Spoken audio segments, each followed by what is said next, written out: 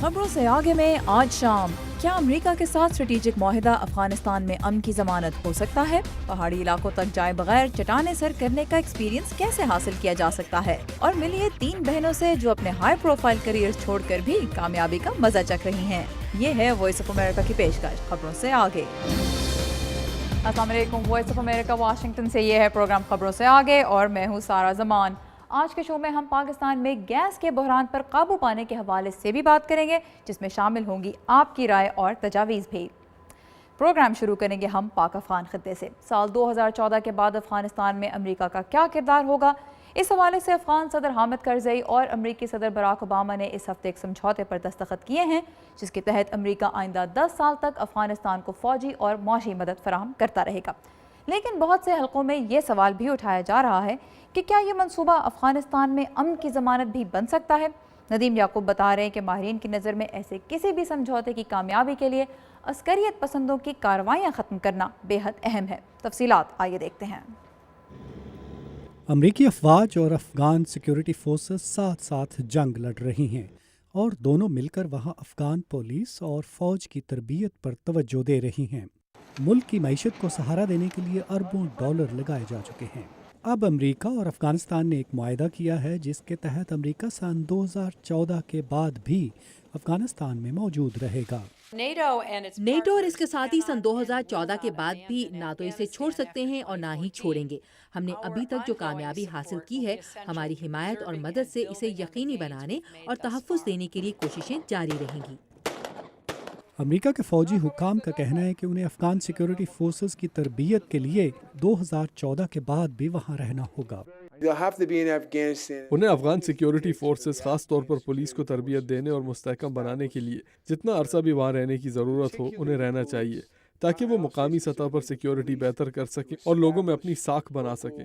مغربی ممالک اب اس معاملے پر بات چیت کر رہے ہیں کہ 2014 کے بعد افغانستان میں سیکیورٹی پر کتنی رقم خرچ کی جائے۔ تجزیہ کاروں کا کہنا ہے کہ یہ بہرحال 100 ارب ڈالر سے کم ہوگی جو اس وقت سالانہ افغانستان میں خرچ ہو رہے ہیں۔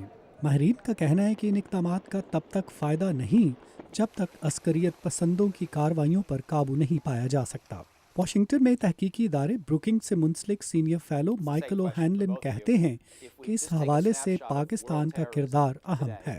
ہم چاہیں گے کہ پاکستان افغانستان میں متحرک عسکریت پسند گروہوں پر دباؤ ڈالے کہ وہ بات چیت پر آمادہ ہوں یا کم از کم عسکری کارروائیوں سے باز رہیں، اور پاکستان ایسا کرنے کا اثر و رسوخ رکھتا ہے۔ اگر وہ یہ نہیں کر سکتا تو کم از کم ان گروہوں کی حوصلہ افزائی نہ کرے۔ پاکستان کا موقف ہے کہ وہ تشدد میں ملوث تمام گروپس کی حوصلہ افزائی نہیں بلکہ ان کے خلاف کارروائی کر رہا ہے، اور یہ کہ وہ افغانستان میں امن کے قیام کے لیے افغان حکومت کی تمام کوششوں کی حمایت کرتا ہے۔ امریکی تجزیہ کاروں کا کہنا ہے کہ حالیہ معاہدے سے طالبان اور پاکستان کو پیغام جانا چاہیے کہ امریکہ پہلے کی طرح خطہ چھوڑ کر نہیں جا رہا۔ اس معاہدے سے ظاہر ہوتا ہے کہ امریکہ آئندہ 2 سالوں میں طالبان کے ساتھ کسی طرح کے امن مذاکرات پر ہی اکتفا نہیں کر رہا، بلکہ وہ یقینی طور پر افغانستان میں ایسے کسی حل کا خواہاں ہوگا جس میں طالبان بھی شامل ہوں۔ معاہدے کے مطابق سن 2014 کے بعد جو امریکی دستے افغانستان میں موجود رہیں گے وہ افغان سیکیورٹی فورسز کی تربیت، ان کے ساتھ دہشت گردوں کے خلاف مشترکہ کارروائیوں اور حساس معلومات کے تبادلے میں اہم کردار ادا کریں گے۔ میریڈتھ بیول کے ساتھ ندیم یعقوب، اردو VOA۔ اور اب ہم بات کریں گے پاکستان کو درپیش ایک اہم مسئلے کی، جو ہے قدرتی گیس کا بحران۔ اس سے مختلف طبقے کس طرح متاثر ہو رہے ہیں یہ تو ہم سبھی جانتے ہیں۔ ہمیں اس مسئلے کے بارے میں آپ میں سے کچھ ویورز نے اپنی رائے اور تجاویز بھیجی ہیں، جن پر بات کرنے کے لیے ہمارے ساتھ موجود ہیں ماہر معیشت زبیر اقبال۔ زبیر اقبال صاحب، thank you so much for joining us. آپ کو ویورز کی فیڈ بیک دکھائیں گے۔ قدرتی گیس کے استعمال کے حوالے سے پاکستان دنیا میں 21ویں نمبر پہ ہے اور بھارت 15ویں نمبر پر۔ دونوں ملکوں کی گیس کی اور انرجی پالیسی میں کیا فرق ہے، اس حوالے سے ہمیں ایک سوال موصول ہوا ہے، تو آئیے اپنے ویورز کو بھی سنواتے ہیں اور ہم بھی دیکھتے ہیں کیا کوشچن ہے۔ انڈیا آپ کے سامنے مثال ہے، وہ بھی تو اپنے ساری یہ ضرورتیں پوری کر رہا ہے نا۔ کس طرح کر رہا ہے؟ وہ ہم سے لو کاسٹ بھی دے رہا ہے، وہ سارا کچھ کر رہا ہے کہ کیسے کر رہا ہے؟ ہماری آبادی تو اس کے مقابلے میں بالکل ہی نہیں ہے۔ ہاں جی، کیسے کر رہا ہے انڈیا؟ دیکھیے نا، یہ ملک کی آبادی کی بات نہیں ہے، یہ ریسورسز کی بات ہوتی ہے. ہندوستان کے پاس جو گیس کے ریزروز ہیں وہ پاکستان سے کہیں زیادہ ہیں. نمبر ایک بات تو یہ ہے. دوسری بات یہ ہے کہ آج سے 15-20 سال پہلے جب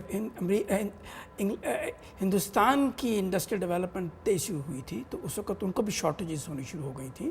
تو ان شارٹیجز کو کنٹرول کرنے کے لیے انہوں نے پالیسی ریفارمز کی تھیں اور اسٹرکچرل چینجز کی تھیں، جس کی وجہ سے وہ آج بھی اس قابل ہیں کہ وہ اپنی انڈسٹری کو پوری طرح سے نیچرل گیس سپلائی کر سکتے ہیں. کوئی فنڈامنٹل ڈفرینس جو آپ بتا سکیں؟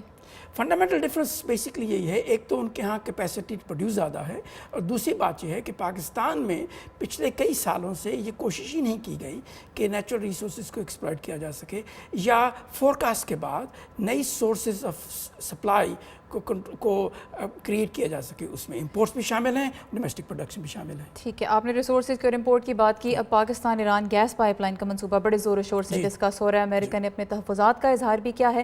ہمارے ویورز امریکہ کے تحفظات کے بارے میں کیا سوچتے ہیں؟ آئیے ایک نظر دیکھتے ہیں اور پھر اس بارے میں سوال کریں گے. کہ ہم لوگوں نے اس کو اپنا ایک الائے سمجھا، اس نے ہمیں اپنا الائے کہا. جب ہمیں سب سے زیادہ ضرورت ہے گیس کی تو اس نے ہم پہ سینکشنز لگانے کی دھمکی دی ہے.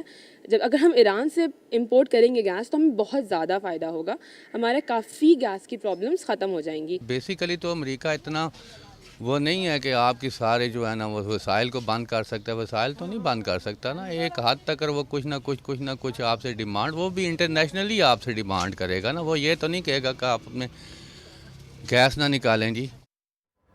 کیسے افیکٹ کر سکتے ہیں امریکی تحفظات پاکستان کے گیس کے فیوچر کو؟ اگر دیکھیے، اس وقت پاکستان کو بڑی جلدی ایڈیشنل گیس کی ضرورت ہے. ڈومیسٹک پروڈکشن اس کی اس کیپیسٹی پہ نہیں پہنچ سکتی کہ ڈومیسٹک ڈیمانڈ کو پوری طرح مل سکے. آپ کو یاد ہوگا کہ چونکہ پاکستان میں گیس کی اتنی کمی ہے اور انرجی کی اتنی کمی ہے، اس کی وجہ سے اس وقت ہماری جو گروتھ ہو رہی ہے وہ 2% کم ہے جہاں تک یہ پہنچ سکتی تھی. میرا کہنے کا مطلب یہ ہے کہ اگر نیچرل گیس اور دوسری انرجی اویلیبل ہوتی تو اس وقت پاکستان کی گروتھ 6% کے قریب ہوتی، نہ کہ 3.5. تو اسی لیے میں یہ کہنا چاہتا ہوں کہ نیچرل گیس اور دوسری انرجی سورسز کو پیدا کرنا انتہائی ضروری ہے. اسی معاملے میں پاکستان اور ایران کی جو پائپ لائن کی بات ہو رہی تھی وہ ایک بڑی اہمیت رکھتی ہے. کوشچن صرف یہ ہو جاتا ہے کہ کیا یہ نیچرل گیس اگر ایگریمنٹ ہو بھی جائے تو کیا فوراً مل جائے گی، جبکہ شارٹیجز اتنی ہیں نہیں.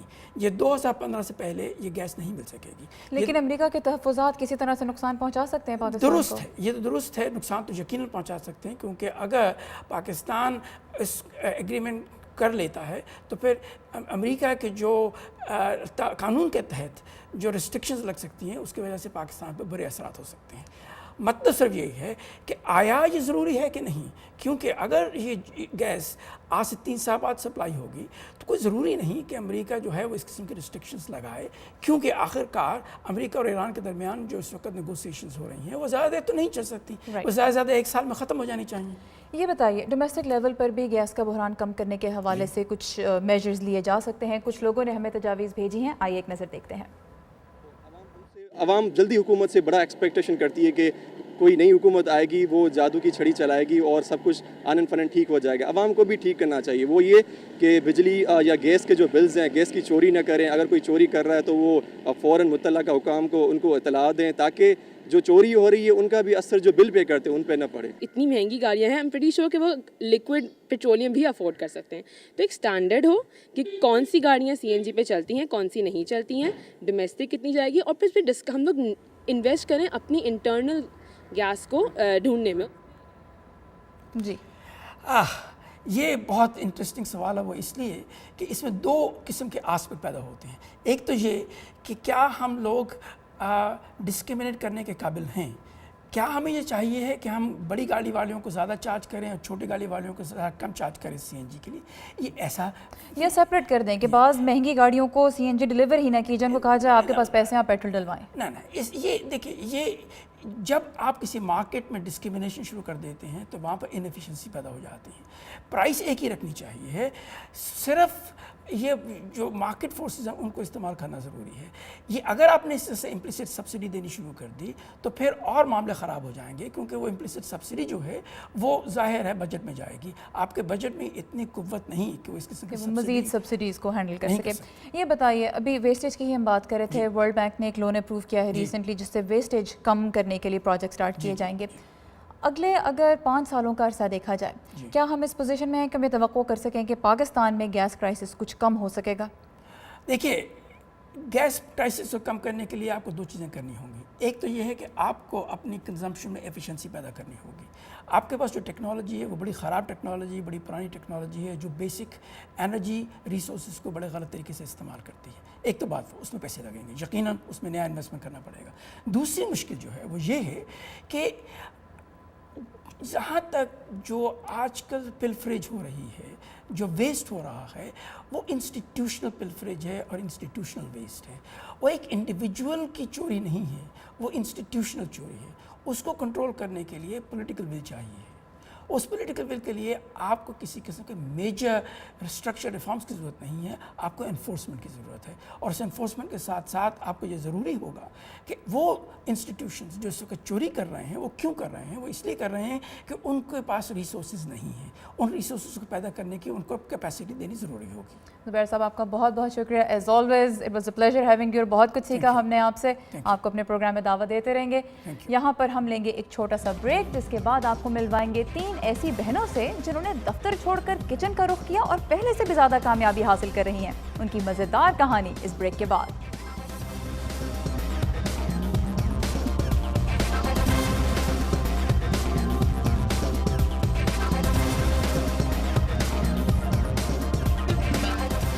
Welcome back.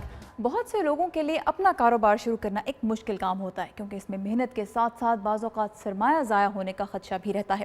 مدیحہ انور اس وقت ہمیں ملوا رہی ہیں واشنگٹن ڈی سی کی 3 ایسی کامیاب بہنوں سے جنہوں نے ہائی پروفائل کیریئرز چھوڑ کر اپنا ذاتی کاروبار شروع کیا, اور صرف 4 ماہ میں ہی وہ اپنی محنت کا بہت ہی میٹھا پھل کھا رہی ہیں.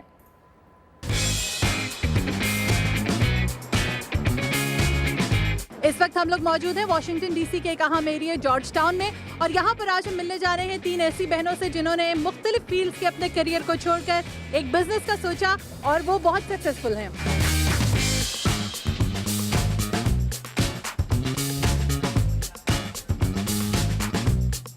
اپنے نام کی طرح منفرد اس دکان میں آپ کو طرح طرح کی پائز سجی دکھائی دیں گی, لیکن حیران کن بات یہ ہے کہ صدیوں سے امریکی تہذیب میں رائج اس روایتی میٹھے کو جدت کے رنگ دینے میں کسی ماہر شیف کا نہیں بلکہ 3 بہنوں کا ہاتھ ہے.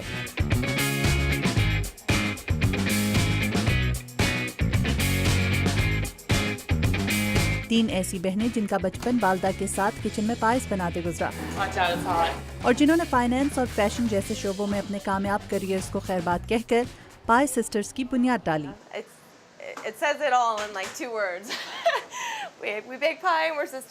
پائز سسٹرز کی ویب سائٹ پر ان بہنوں کا تعارف 3 دراز قد اور ایسی خوش اخلاق بہنوں کے طور پر کیا گیا ہے جو اپنے اصولوں اور خوابوں پر سمجھوتا نہیں کرتی. ان کے کچن میں استعمال ہونے والا تمام سامان خالص ہوتا ہے, جسے مقامی مارکیٹ اور کسانوں سے حاصل کیا جاتا ہے. ایلی ان بہنوں میں سب سے بڑی ہیں اور کہتی ہیں کہ 1 سال تک تجرباتی بنیادوں پر آن لائن بزنس چلانے کے بعد انہیں احساس ہوا کہ اب گھر کے کچن سے نکل کر وسیع پیمانے پر کام کرنے کا وقت آ چکا ہے.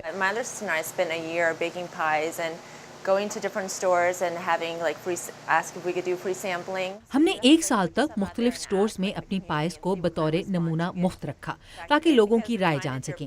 ضروری نہیں کہ اگر آپ کی والدہ کو آپ کی بنائی ہوئی چیز اچھی لگتی ہے تو باقی دنیا کو بھی پسند آئے.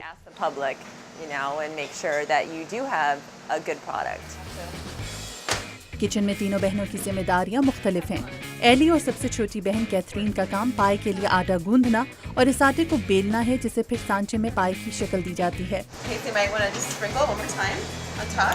یہ دونوں کہتی ہیں کہ پائے بیک کرنا بظاہر بہت آسان ہے, لیکن اس میں کئی چیزوں کا دھیان رکھنا پڑتا ہے, اور پہلی مرتبہ پائے بنانے والوں کو ان باتوں کے بارے میں عموماً معلوم نہیں ہوتا. کیتھرین کے نزدیک کسی بھی کامیاب بزنس کے لیے ایک اچھی ٹیم کا ساتھ ضروری ہے. ہم بیکرز ہیں تو ہمیں اپنے ساتھ محنت سے کام کرنے والے لوگوں کی ضرورت ہے. کیونکہ ہمارا کاروبار نیا ہے اور ہر چیز صفر سے شروع کرنی ہے. تو میں یہ کہوں گی کہ پازیٹیو رہیں، ایک اچھی ٹیم بنائیں اور تھکاوٹ کے باوجود اپنے کسٹمر سے ہمیشہ مسکرا کر بات کریں. بہنوں میں ایرن کا نمبر دوسرا ہے. کچن میں ان کی ذمہ داری بہت اہم ہے، جس میں ذرا سی بھی بھول چوک پوری پائے کا ذائقہ خراب کر سکتی ہے. وہ یہاں بننے والی تمام پائز کے لیے فلنگز تیار کرتی ہیں، اسی لیے انہیں فلنگ ایکسپرٹ بھی کہا جاتا ہے. 4 ماہ پہلے کھولی گئی یہ دکان کم مدت میں ہی واشنگٹن میں اپنی ساکھ بنانے میں کامیاب ہو گئی ہے. پائے سسٹرز کہتی ہیں کہ محنت کے علاوہ اس کامیابی میں ایک بڑا کردار ان کی والدہ اور خاندانی ترکیبوں کا ہے، جسے انہوں نے ایک نئے انداز میں پیش کیا. ہماری والدہ جیسی ایپل پائی کوئی نہیں بنا سکتا. یہاں ہم نے مختلف دوستوں اور رشتہ داروں کی ترکیبیں جمع کی ہیں، اسی لیے ہم کہتے ہیں کہ پائی سسٹرز روایات کی پاسداری کا دوسرا نام ہے. پائے سسٹرز نے پائز کو ایک نئی شکل میں پیش کیا ہے، جسے وہ کپیز کہتی ہیں. گو کہ یہاں ملنے والے پائز کی قیمت بازار سے نسبتاً زیادہ ہے، لیکن لوگ انہیں خریدنے کے لیے دور دور سے آتے ہیں، جیسا کہ لارن، جو ریاست پینسلوینیا سے 4 گھنٹے گاڑی چلا کر بطور خاص کے پائز لینے آئی ہیں. Hi, my name is Lauren and this is my sister Mara. میرا نام لارن ہے اور میں اپنی بہن کے ساتھ یہ پائز لینے پینسلوینیا سے آئی ہوں. Hi, so we're here from Pennsylvania. Pies sisters کہتی ہیں کہ کامیابی کے لیے عزم اور اپنے خوابوں کا تعاقب کرنا تو ضروری ہے ہی، لیکن بزنس میں نام کمانے کا اصل گر ان گاہکوں کے ساتھ خندہ پیشانی کے ساتھ پیش آنا ہے، جن کے بغیر آپ کے لیے بزنس میں ساکھ بنانا ناممکن ہے. مدیحہ انور، اردو VOA، واشنگٹن. مائی گاڈ، یہ شو ختم ہونے کے بعد تو میں بھی یہ پائے خریدنے جا رہی ہوں، لیکن اگر ایسے مزیدار پائز کھانے کے بعد آپ کیلوریز برن کرنا چاہتے ہیں تو راک کلائمبنگ ٹرائی کیجیے. امریکہ میں یہ ایک انتہائی پاپولر کھیل ہے، لیکن اس کے لیے کتنے وقت اور پریکٹس کی ضرورت ہوتی ہے یہ جاننے کے لیے آمنہ خان گئی ایک انڈور کلائمبنگ جم میں، جہاں 40 فٹ اونچی دیواریں ان کی منتظر تھیں، اور تب انہیں پتہ چلا کہ کسی ضد میں پہاڑ پر چڑھ جانے کا مطلب کیا ہوتا ہے. ڈاکٹر میریلینڈ میں ارتھ ٹریک کلائمبنگ سینٹر، جہاں 40 فٹ اونچی دیواروں پر چڑھنے لوگ دور دور سے آتے ہیں. یہاں ہاتھ سے پکڑنے اور پاؤں رکھنے کے لیے جگہ ڈھونڈنا اتنا مشکل ہے. آخر لوگ یہاں کیوں آتے ہیں؟ یہی سوال میں نے بھی پوچھا تھا. آئیے دیکھتے ہیں میرا تجربہ کیا ہوتا ہے.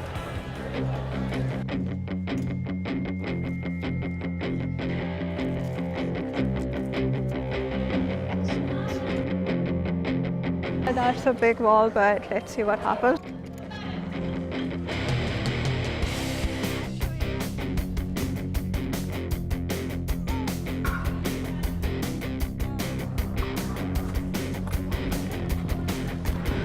If anyone ever says this is easy, they're lying. پہلی مرتبہ دیوار پر چڑھنے کا ایک یہی تجربہ میرے لیے کافی تھا، لیکن راک کلائمبنگ کے شائقین بار بار یہاں آتے ہیں. I enjoy rock climbing because it's a great physical activity, but it also is challenging mentally, you know, kind of solving the problems as you go. And I'm scared of heights, so it actually feels not too good when I get up to the top, but a great sense of accomplishment, and it's a lot of fun to do. It's fun. It's just a ton of fun. It's an easy way to work out without feeling like you're working out. And it's a very social environment, so I've made a ton of friends here. It's a feeling of accomplishment every single day. It's a good workout, something to do after work. It's just a lot of fun. I think athletes in general, or people who aspire to be athletes, strive or thrive on that challenge. یہ ہے ارتھ treks کی assistant director Ashley. ان کا کہنا ہے کہ یہاں پہلی مرتبہ آنے والے وہ لوگ جو راک کلائمبنگ کے بارے میں بہت کچھ نہیں جانتے، وہ اس جم کے ٹرینرز یا اپنے ساتھی کھلاڑیوں سے اس کھیل کے بارے میں سیکھ سکتے ہیں. This is something that's a very personalized sport. So you can be climbing with someone who's been climbing for 20 years and you've only been climbing for a couple of days and still find satisfaction in that experience because it is a very personal challenge. Never ever کھیل، ورزش یا دوستوں کے ساتھ فارغ وقت گزارنے کا ایک طریقہ. راک کلائمبنگ کا چیلنج میں نے تو قبول کر لیا. کیا آپ کو بھی ایسے کسی کھیل کا شوق ہے اور یہ کھیل آپ کے لیے کیا اہمیت رکھتا ہے؟ ہمیں بتائیے ہمارے فیس بک پیج پر یا ٹویٹر کے ذریعے. آمنہ خان، اردو VOA، راکویل، میریلینڈ.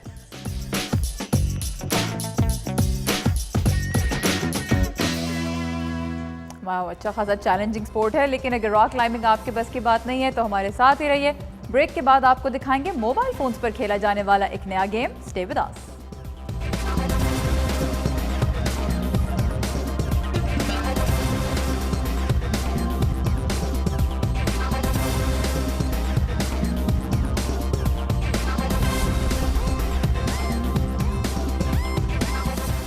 अच्छी खबर, अगर आप चाहते हैं कि पाकिस्तान के बारे में अच्छी खबरें भी देखने को मिले तो फिर थाम लीजिए अपना कैमरा। उनके मुताबिक मुसलमान क्या सोचते हैं, क्योंकि अब सिर्फ हम आपके पास खबरें लेकर नहीं आएंगे बल्कि आप भी हम तक खबरें लेकर आएंगे और हम उन्हें दुनिया तक पहुंचाएंगे। तो अगर आपको मुआशरे में कहीं कोई खुशगवार तब्दीली नजर आई है या किसी ने कोई अच्छा काम किया है या आसपास के माहौल में बेहतरी लाने के लिए कुछ किया है तो उसकी मुख्तसर सी वीडियो बनाकर हमें भेज दीजिए। हम बेहतरीन वीडियोस को खबरों से आगे में नशर करेंगे। पूरी दुनिया इस पर नजर रखी हुई और मुताबिकत के साथ काम कर रही है। तो फिर देर किस बात की, हमारी वेबसाइट community.urduvoa.com पर आइए, अपनी वीडियो अपलोड कीजिए और दुनिया को बताइए कि पाकिस्तान से अच्छी खबर क्या है। Voice of America Urdu service, कोई अच्छी खबर। वेलकम बैक, आप देख रहे हैं खबरों से आगे। मोबाइल फ़ोन्स पर गेम खेलना अब नई बात नहीं है और इंटरनेट के ज़रिए तो एक ही गेम हज़ारों लोग एक वक्त में मिलकर भी खेल सकते हैं। रज़ा नकवी हमें दिखा रहे हैं एक ऐसी मोबाइल मल्टीप्लेयर गेम जिसे कभी कागज़ पेंसिल से खेला जाता था और अब मोबाइल फ़ोन्स की स्क्रीन्स उसे दे रही हैं एक नया ट्विस्ट। ये स्पेसशिप खला में नहीं बल्कि एक आईफोन पर दिखाई दे रही है। दो भाई टोनी और कायरन हाउलेट बचपन से ट्रैवलर्स नामी गेम्स खेलते हुए आ रहे हैं। उन्होंने अपनी कंपनी के लिए इस गेम का एक ऑनलाइन वर्जन बनाया। टोनी का कहना है कि उन्होंने ऑनलाइन ये गेम खेलने के लिए उसमें कुछ तब्दीलियां की हैं। हमने अपने खेल में मिशन शामिल किए हैं। ओक्लाहोमा के फोर्ट गिब्सन के डॉन बेलू कई मिशंस खेल चुके हैं। खेल को दोबारा से वहीं से शुरू कर सकते हैं जहां से आपने इसे छोड़ा था। बेलू, जिन्होंने स्काइप से हमारे साथ बात की, ने कहा कि वो ट्रैवलर AR के बहुत बड़े फैन हैं और उनका कहना है कि ऐसा बहुत कम होता है कि उन्हें ऑनलाइन खेलने के लिए और कोई शख्स ना मिले। हमारी टीम के मेंबर दुनिया भर में फैले हुए हैं। इस छोटे से ग्रुप का अमूमन कोई न कोई खिलाड़ी दिन के किसी भी वक्त ऑनलाइन मिल जाता है। अगरचे खेल पुरअमन माहौल में जारी रहता है, लेकिन लड़ाई के दौरान खलाई जहाज की तबाही का सामना भी हो सकता है। ये सब गेम का एक हिस्सा है।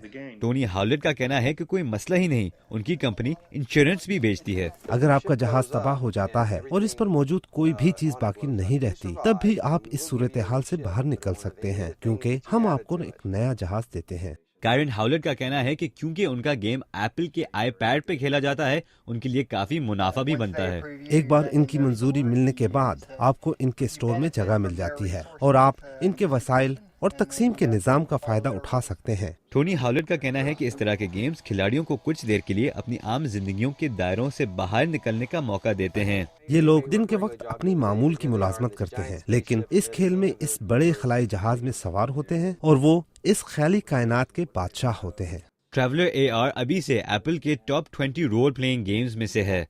ग्रेग फ्लैकिस के साथ रज़ा नकवी, उर्दू VOA।